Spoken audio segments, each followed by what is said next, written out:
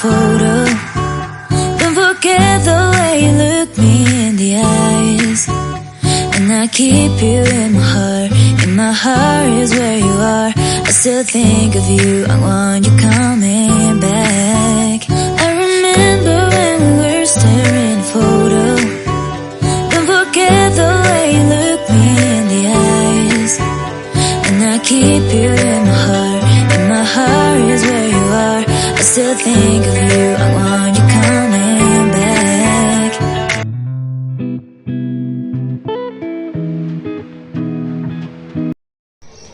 হরে Krishna, good morning. সবাই কেমন আছেন? সুতপা শরণার একটি ব্লগে আপনাদেরকে স্বাগত জানাই। তো এখন বাজে 9:30। আমরা স্নান টান করে সবাই রেডি হয়ে গেছি। আমরা এখন এই হোটেল বৈষ্ণব দেবী ছেড়ে দেবো। ছেড়ে দিয়ে আমরা এখন যাব পাটনিটপ। পাটনিটপে আমরা সাইট সিন দেখব। সাইট সিন দেখে পাটনিটপ থেকে আজকেই আমরা চলে যাব পেহেলগাঁও।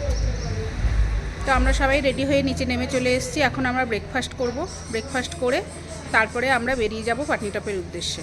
তো চলুন আমরা ব্রেকফাস্ট করে নিই। এখানে আমাদের সব লাগেজ রেডি করে নিচে নামানো হয়ে গেছে। এবার হোটেলের বিলটা এরা মিটিয়ে দিলে তারপরে আমরা সবাই ব্রেকফাস্ট করব। ব্রেকফাস্ট করে বেরিয়ে যাব। আর আজকে ব্রেকফাস্টে আছে লুচি, স্যান্ডউইচ, আর আছে আলুর তরকারি আছে, আর পোহা। তো আমরা সবাই ব্রেকফাস্ট করে নিই, তারপরে আমরা বেরোবো।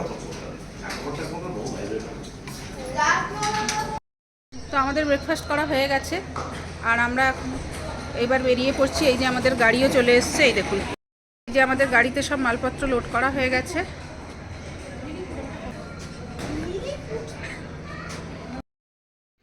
আমরা কাতরা থেকে বেরিয়ে পড়লাম। এখন আমরা যাচ্ছি পাটনিটপ। কাতরা থেকে পাটনিটপের দূরত্ব হচ্ছে 8.5 কিলোমিটার। মানে আমাদের যেতে সময় লাগবে প্রায় 2 ঘন্টা। 2 ঘন্টার বেশিও লাগতে পারে। জ্যাম যদি থাকে তাহলে 2 ঘন্টার বেশি লাগবে, আর জ্যাম না থাকলে আমরা 2 ঘন্টার মধ্যেই পৌঁছে যাব আশা করছি।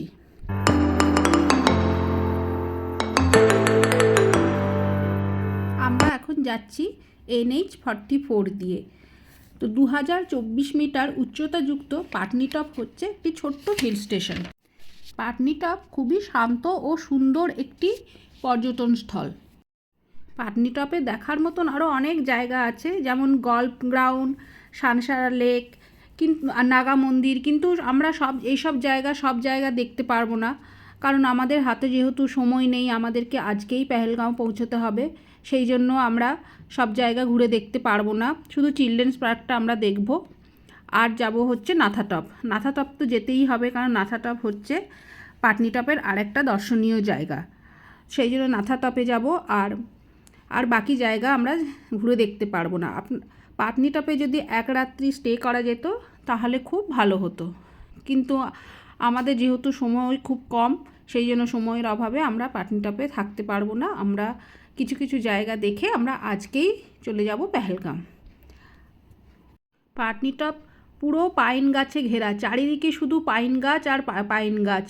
রাস্তার দুধারে পুরো পাইন গাছের জঙ্গল। যেদিকেই তাকাচ্ছি এত সুন্দর দৃশ্য, মানে চোখ ফেরানো যাচ্ছে না।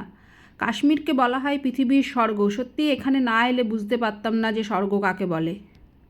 এত সুন্দর রাস্তা, দুধারে পুরো পাইন গাছের জঙ্গল, আর পাহাড়ের গা দিয়ে রাস্তা এঁকে বেঁকে চলেছে। আর দেখে একদম মন একদম খুশিতে ভরে গেল। এত সুন্দর প্রাকৃতিক পরিবেশ, কি বলবো। চারিদিকে শুধু সবুজের সমারোহ। শীতকালে এখানে বরফ পড়ে। পাটনিটপ শীতকালে তখন ডিসেম্বর থেকে ফেব্রুয়ারির মধ্যে এলে পাটনিটপের চারিদিক পুরো বরফে ঢাকা থাকে, তখন শুধু বরফ আর বরফ। কিন্তু এখন আমরা এসেছি আজকে মে মাসের 25 তারিখ। তো আজকেও বরফ নেই এখন, কিন্তু চারিদিকে সবুজের যে প্রাকৃতিক সম্ভার, সেটাও মানে উপভোগ করতে খুব ভালো লাগছে আমাদের। চারিদিকে শুধু সবুজ আর সবুজ, যেদিকেই তাকাচ্ছি সবুজ আর সবুজ। আর দুধারে এই পাইন গাছ, এটা তো মানে দেখার মতন, মানে চোখে না দেখলে বিশ্বাস করা যাবে না, এত সুন্দর প্রাকৃতিক পরিবেশ। আর এই রকম দুপাশে পাইন গাছের জঙ্গল, আর তার মধ্যে এই সরু রাস্তা দিয়ে আমরা যাচ্ছি, কী যে ভালো লাগছে সে আর বলার নয়। মানে এটা ছবিতে দেখে কতটা বোঝা যাচ্ছে আমি জানি না, কিন্তু এটা যদি সামনাসামনি আপনারা দেখেন, মানে চোখ জুড়িয়ে যাওয়ার মতন প্রাকৃতিক সৌন্দর্য, অপূর্ব।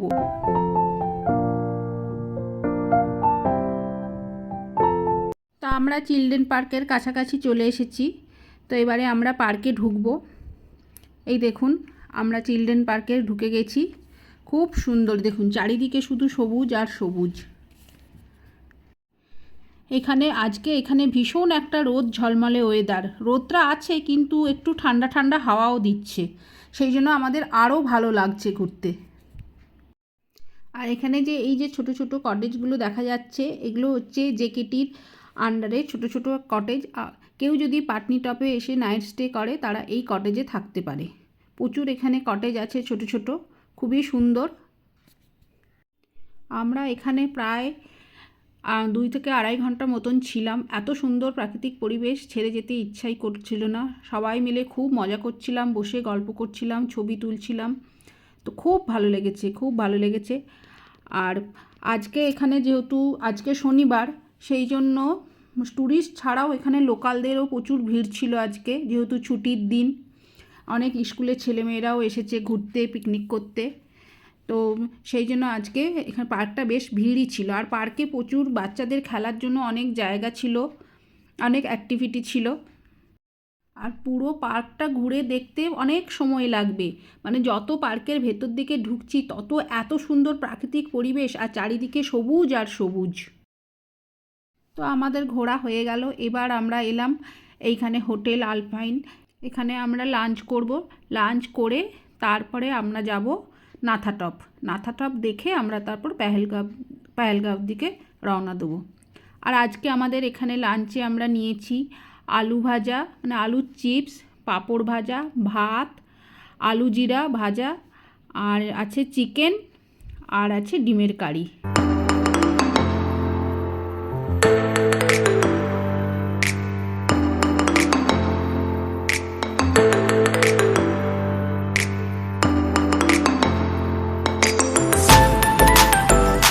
আমাদের লাঞ্চ করা হয়ে গেল। এখন আমরা লাঞ্চ করে বেরিয়ে পড়লাম। এখন আমরা যাচ্ছি নাথাটপ। নাথাটপ পাটনিটপ থেকে 8 কিলোমিটার দূরে 7000 ফিট উপরে অবস্থিত। তো এই উপর থেকে নাথাটপের দৃশ্যটা দেখতে দুর্দান্ত লাগে।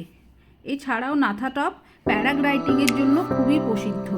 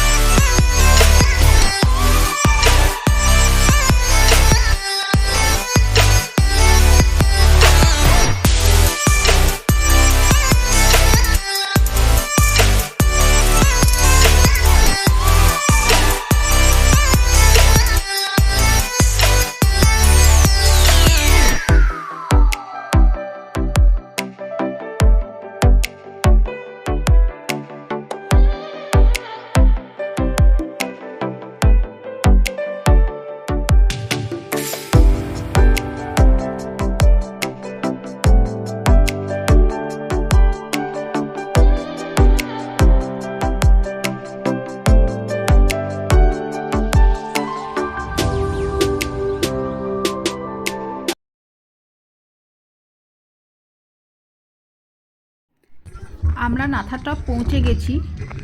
এখানে দেখুন প্রচুর লোকের ভিড়, অনেকেই এসেছে নাথাটপে। যারাই পাটনিটপে আসে তারা আর কোথাও যাক না যাক, নাথাটপটা একবার দেখেই যাবে, কারণ এত সুন্দর জায়গা। আর নাথাটপ হচ্ছে মানে পাটনিটপের সবথেকে উপরে। আর এই নাথাটপ থেকে প্রাকৃতিক দৃশ্যটা দেখুন, মানে চারিদিকটা কি সুন্দর লাগছে, খুবই সুন্দর।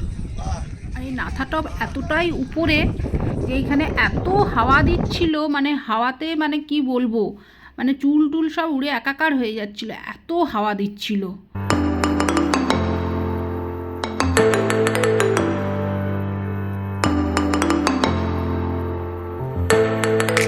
এত সুন্দর, মানে কি বলবো, চোখ জুড়িয়ে যাচ্ছে। সময়ের অভাবে আমরা বেশিক্ষণ এখানে থাকতে পারলাম না, কারণ আমাদেরকে আবার ফিরতে হবে পেহেলগাঁও, সেই জন্য আমাদের দেরি হয়ে যাবে ওইদিকে। তো সেই জন্য আমরা বেশিক্ষণ থাকতে পারলাম না, আমরা বেরিয়ে পড়লাম। পাটনিটপ থেকে পেহেলগাঁও হচ্ছে 156 কিলোমিটার, মানে 4.5 ঘন্টা মতন সময় লাগবে। ঠিকঠাক যদি পৌঁছাই তাহলে 4.5 ঘন্টা মতন সময় লাগবে। আর দেখুন পাটনিটপ থেকে পেহেলগাম যেতে কত ট্যানেলের কাজ হচ্ছে, প্রচুর ছোট ছোট ট্যানেল হচ্ছে। আর এই ট্যানেলগুলো হওয়ার জন্য অনেক সুবিধাও হয়েছে, কিন্তু যেহেতু এখন রাস্তায় কাজ হচ্ছে সেই জন্য গাড়ি খুব জোরেও যেতে পারছিল না, খুব আস্তে আস্তে যাচ্ছিল। আর দেখুন কত ছোট ছোট ট্যানেল হচ্ছে, সেই জন্য রাস্তায় জ্যামও হচ্ছিল খুব, সেই জন্য আমাদের যেতেও অনেক রাত হয়ে গেছিলো, মানে ভাবিনি যে আমরা এতটা রাত হবে। আর এই দেখুন কি সুন্দর একটা ঝর্ণা, সবাই দাঁড়িয়ে এখানে ছবি তুলছে, কিন্তু আমরা দাঁড়ালাম না। আবার এই দেখুন একটা ট্যানেলের কাজ হচ্ছে। যেহেতু আমাদের হাতে সময় কম, আমাদের পেহেলগাম পৌঁছতে হবে, সেই জন্য আমরা আর রাস্তায় আর কোথাও দাঁড়াইনি। তো যেহেতু ট্যানেল তৈরির কাজ চলছিল তাই রোডও ব্লক হয়ে গেছিলো, সেই জন্য আমরা প্রায় 2 ঘন্টা মতন জ্যামে আটকেছিলাম। কিন্তু চারিদিকের এত সুন্দর প্রাকৃতিক দৃশ্য আমাদের সেই কষ্টটাকে দূর করে দিয়েছিল। আমাদের পৌঁছতে প্রায় 11টা বেজে যাবে, বেশিও হতে পারে। অবশ্য সামনের দিকে আর জ্যাম নেই, তো সেই জন্য আমরা একটু চা খাওয়ার জন্য দাঁড়ালাম, একটুখানি চা খেয়ে নেবো। চা খেয়েই তারপরে আমরা আবার রওনা দেব পেহেলগামের উদ্দেশ্যে। এইবারে আমরা ক্রস করব Banihal Qazigund tunnel, one of the longest tunnel, 8.5 kilometre length. Srinagar ও জম্মুর মধ্যে প্রায় 16 কিলোমিটার কমে গেছে এই ট্যানেলের জন্য। প্রায় 4.5 থেকে 5 ঘন্টা সময়ও কম লাগে এই ট্যানেলটার জন্য। 2011 সালে এই ট্যানেল শুরু হয়েছিল এবং 2021 সালে এই ট্যানেলের কাজ শেষ হয়েছিল। এই ট্যানেলটা ক্রস করতে আমাদের সময় লেগেছিল প্রায় 8 থেকে 10 মিনিট। তো 2 লেন, যেহেতু ট্যানেলটা 2 লেন ছিল সেই জন্য কোনো জ্যামও ছিল না, আর আমরা খুব সহজেই এই ট্যানেলটা পার হয়ে গেছিলাম। এখন বাজে প্রায় 11:30। আমরা এই 11:30টার সময় হোটেলে পৌঁছালাম। হোটেলটা খুবই সুন্দর, কিন্তু এখন সব কিছুই ক্লোজ হয়ে গেছে। যেহেতু 11:30টা বেজে গেছে, এখানকার লোকেরা তো 8টা থেকেই ডিনার করে নেয়। 8টা থেকে 9:30 পর্যন্ত এখানকার সব হোটেলে ডিনারের টাইম। তো সেই জন্য এখন সবাই খাওয়া দাওয়া করে শুয়ে পড়েছে, শুধু আমরা আসবো বলেই এনারা আমাদের জন্য অপেক্ষা করছিল। আর এই দেখুন হোটেলটা খুবই সুন্দর, আমাদের এখনও রুম দেয়নি, রুম দিলেই তারপরে আমরা উপরে যাব। আর এই দেখুন বাইরে থেকে হোটেলের বাইরের দৃশ্যটা হচ্ছে খুবই সুন্দর।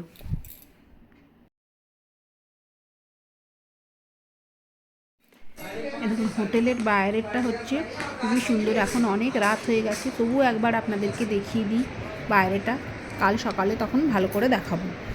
হোটেল শিলচর, এই হোটেলের পাশ দিয়ে একটা নদী বয়ে গেছে, যদিও নদীটার নাম কি আমি জানি না।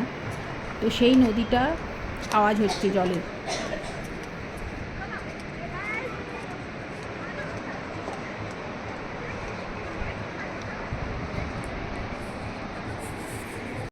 তা আমাদের রুম দিয়ে দিয়েছে, তো এবার আমরা ওপরে যাই। ওপরে গিয়ে এবার ফ্রেশ হই, খাওয়া দাওয়া করি। সারাদিন অনেক জার্নি করে এসেছি, খুব টায়ার্ড আমরা সবাই, বাচ্চাগুলোও খুব টায়ার্ড হয়ে গেছে। আর এই হোটেলটা দেখুন কি সুন্দর, খুব সুন্দর সাজানো গোছানো চারিদিকটা, খুবই সুন্দর হোটেলটা। হোটেল শিলচর, একদম ওই নদীর পাশে। নদীটার কি নাম সেটা কালকে সকালে জেনে আপনাদেরকে বলবো।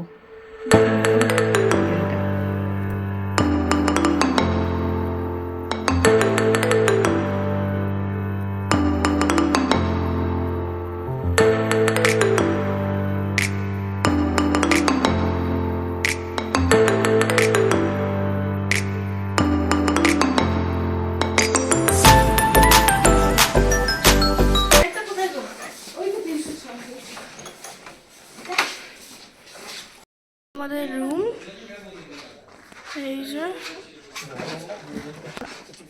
এখানে একটা মিরর আছে, এখানে একটা সোফা আছে, দুটো সোফা আছে, আর এখানে একটা বাঙ্ক বেড আছে, এইখানে একটা মাস্টার বেড আছে।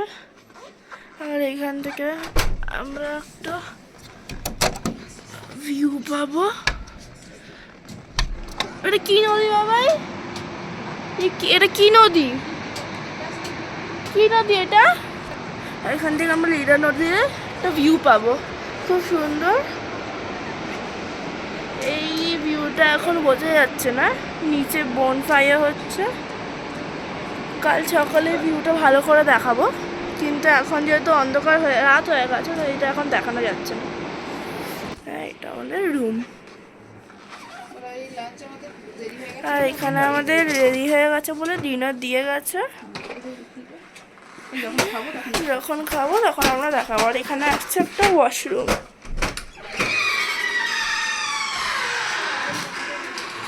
এটা হলো ওয়াশরুম।